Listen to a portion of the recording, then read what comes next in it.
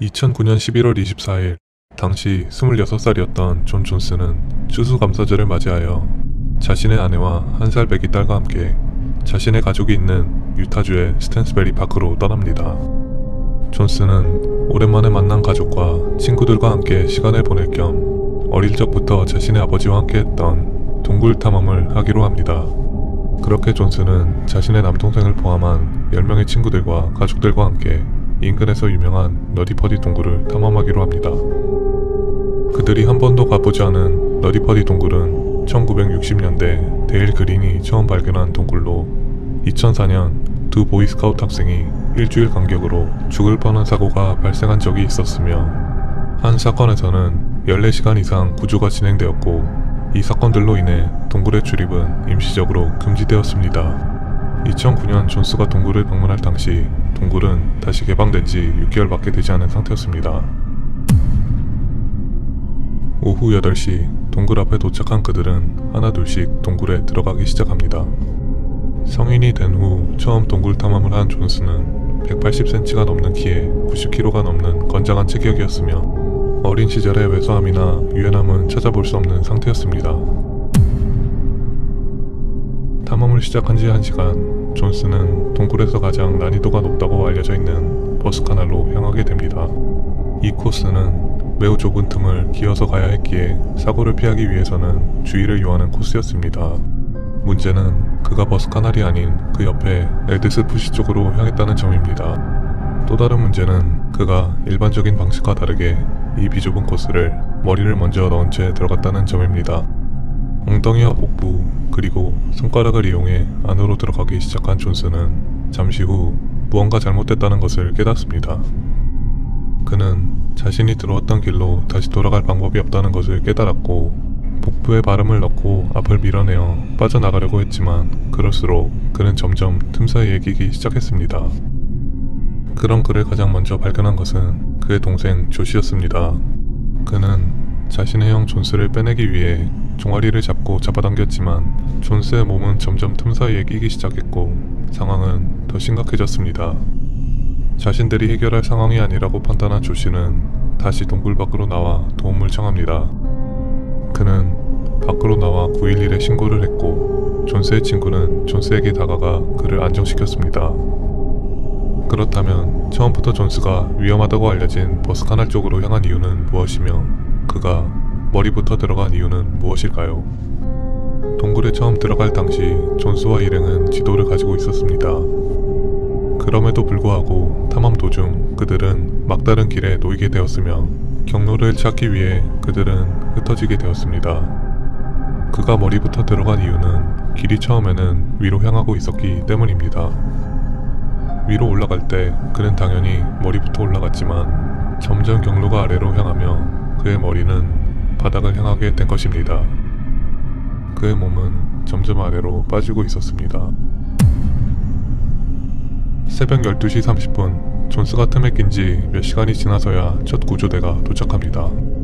오랜 시간 동안 거꾸로 박혀있던 존스는 점점 두려움에 떨고 있었습니다. 머리가 바닥으로 향하면 심장에도 큰 부담을 주기 때문에 그의 상황은 매우 심각한 상태였습니다. 처음 동굴에 진입한 구조대원은 수지 모톨라라는 여성이었습니다. 그녀는 무릎에 줄을 묶은 채 세탁기 문보다 좁은 동굴 속으로 들어가기 시작했습니다.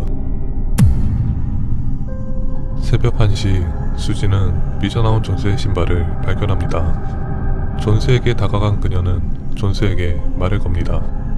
안녕 존, 난 수지라고 해. 잘 버티고 있니? 수지, 와줘서 고마워. 나 진짜 여기서 나가고 싶어. 존스를 구할 수 있다고 믿은 수지는 여러 방법을 시도하며 존스를 구출하려고 노력합니다. 하지만 160cm의 자구체구를 가진 그녀에겐 역부족이었습니다. 그녀는 존스의 발목을 줄로 묶고 동굴 밖의 사람들은 그를 끌어당겼지만 주위에 있는 돌들과의 마찰이 너무 커 존스는 빠져나오지 못했습니다. 2시간가량 존스를 구출하던 수지는 결국 동굴 밖으로 나오게 됩니다.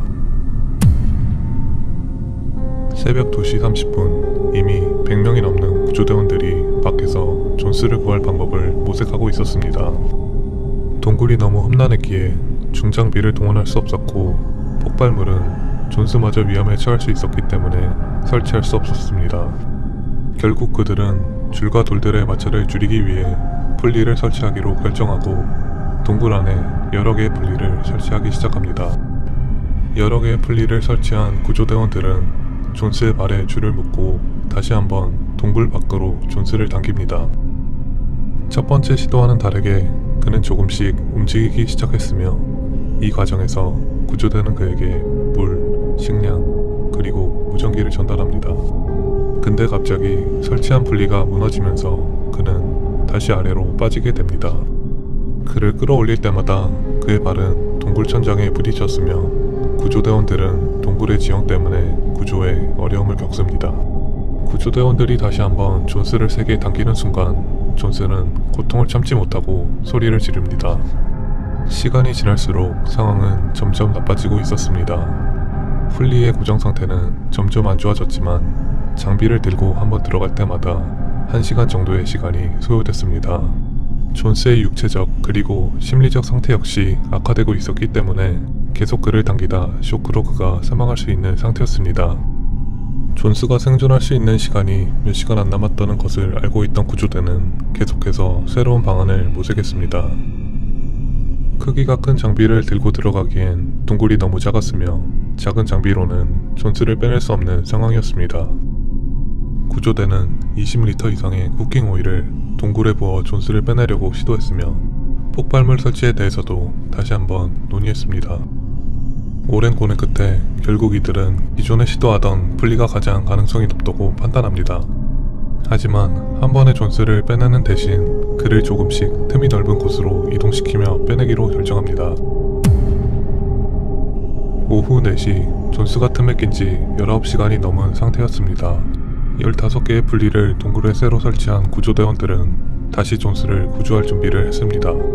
그리고 라이언 셔츠라는 구조대원이 존스의 곁으로 다가가 곧 구조가 다시 진행됨을 알렸습니다. 구조대원들은 다시 존스를 당겼고 그는 조금씩 빠져나왔습니다. 하지만 이번에도 틈에 다리가 끼인 존스는 다시 고통스러운 소리를 질렀습니다. 이때 라이언은 순간 존스의 얼굴을 볼 수 있었는데 그의 얼굴은 흙으로 뒤덮여 있었으며 얼굴은 울음으로 인해 빨간 상태였습니다. 존스의 고통에도 불구하고 구조는 계속 이어졌습니다. 그때 갑자기 분리 하나가 무너져 돌이 라이언의 얼굴을 가격했습니다.